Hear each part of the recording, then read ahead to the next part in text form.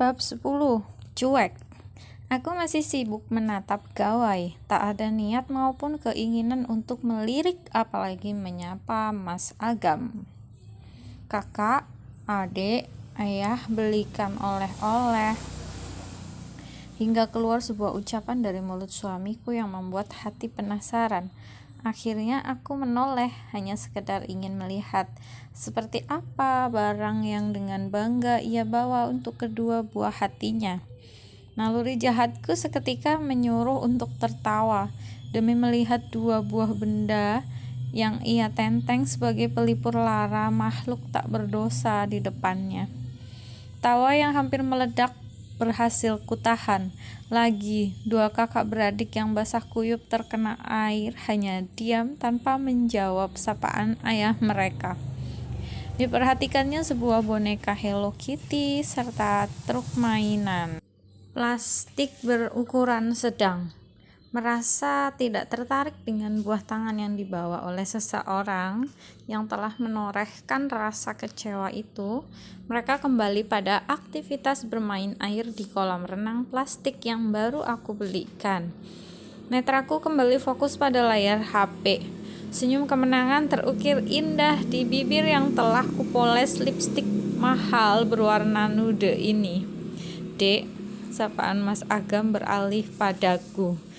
Aku menoleh lagi demi melihat seperti apa ekspresi pasca diacuhkan kedua buah hatinya. Ternyata ia tengah memperhatikan dua kendaraan mini yang terparkir cantik di halaman. Aku paham raut muka itu, penuh pertanyaan. Ia akan sangat terkejutnya bila tahu seharian ini aku telah menghabiskan uang 10 juta di pasar tadi. Ia pasti mengira uang tersebut diambil dari ATM tabungan uang sertifikasi, uang sisa lebih tepatnya. Ya, dengan jawabku lembut, sembari berdiri dengan kedua tangan melipat di depan dada. Tak ada raut marah kutunjukkan sekalipun dalam tubuh ini. Letupan emosi seolah mendorong untuk memaki bahkan mencakar-cakar tubuh kekar itu. Namun aku tetap menahan gejolak demi bersikap elegan saat di depannya. Kamu yang membeli semua itu? Iya, sahutku dengan tenang, sambil menghampiri Dinta dan Danis, menggoda kedua bocah ini dengan menggelitiki tubuh mereka secara bergantian. Sengaja agar Mas Agam benar-benar merasa diabaikan di sini, terlihat ia duduk di kursi yang kududuki tadi. Mainan untuk anak-anak ia letakkan di meja. Sorot matanya tak lepas dari mereka berdua. Tak ingin berlama-lama bersama dengan lelaki pembohong, segera kumandikan kedua anakku yang sudah kedinginan. Setelah berganti pakaian, mereka berlari menuju mainan baru. Bapak tiba-tiba datang dari arah depan, sepertinya hendak melanjutkan mengajari cucu-cucunya mengendarai kendaraan mini. Melihat Mas Agam, Bapak hanya menoleh sekilas lalu bersikap tak acuh. Tidak seperti hari-hari sebelumnya, bila berjumpa pasti berbincang-bincang terlebih dahulu. Belum mulai mengemas pesanan ya? Sebentar lagi Pak, sahutku yang paham kemana arah pembicaraan beliau. Ingin agar aku segera berlalu dari hadapan pria yang telah tega terhadap kami. Setelahnya mereka bertiga lalu pergi. Aku segera masuk rumah. Mas Agam mengikutiku. Ia kemudian merebahkan diri di sofa ruang tamu. Dek, habis berapa untuk membeli mainan? Dugaanku tepat bukan? Bukan urusan kamu, Mas. Yang penting tak kugunakan sepersen pun uang sisa sertifikasi yang kamu transfer. Ia bangkit demi mendengar jawabanku. Ia juga melihat dan memindai penampilanku dari atas sampai bawah. Namun tak kuhiraukan, aku segera beranjak ke dapur. Sebagai istri yang baik, tentunya harus menyiapkan makan siang untuknya. Menu favorit yang selalu ia bangga-banggakan setelah menikah adalah sayur bening, ikan asin, dan sambal tentara. Sambal dari cabai mentah berwarna hijau. Sekarang baru paham, itu akal-akalan saja agar aku tidak membeli lauk yang bergizi. Mas Agam, suami tercintaku, sungguh mulia hatimu terhadap keluarga. Setelah siap di meja makan, aku memanggilnya. Cuma ini, Dek, tanyanya tanpa malu. Aku mengangguk saja, bukankah itu makanan favoritmu, Mas? Aku balik bertanya, iya lupa. Ada lagi makanan favorit yang lain, sate, cetusku dengan penuh semangat. Lalu kembali memasang wajah cemberut. Sayangnya kamu selalu menyuruhku menyediakan ini saja, jadi aku lupa. Maaf ya Mas, lagi pula kan udah makan enak di rumah ibu selama 3 minggu lebih.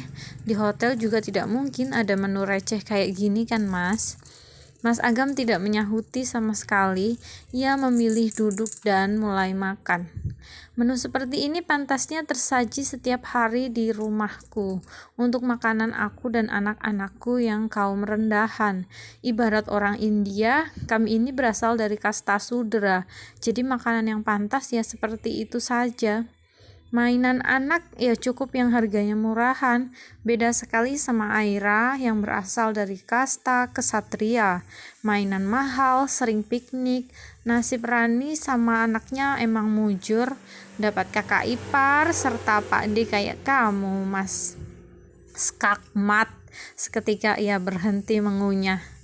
Tugas sebagai istri sudah selesai, aku segera berlalu pergi ke rumah ibu untuk mengemasi pengiriman hari ini tanpa pamit pada Mas Agam. Saat melewati teras, aku baru sadar 2 bungkus mainan masih terkemas rapi di atas meja tanpa tersentuh.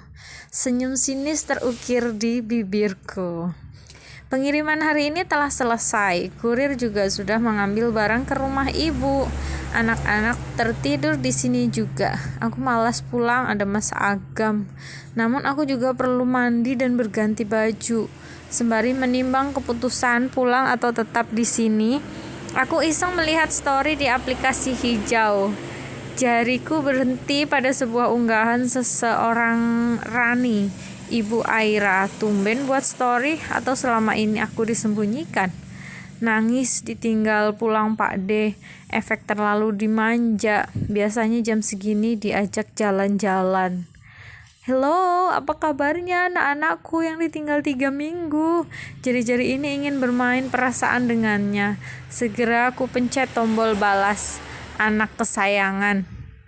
Iya mbak, nangis terus gara-gara ditinggal.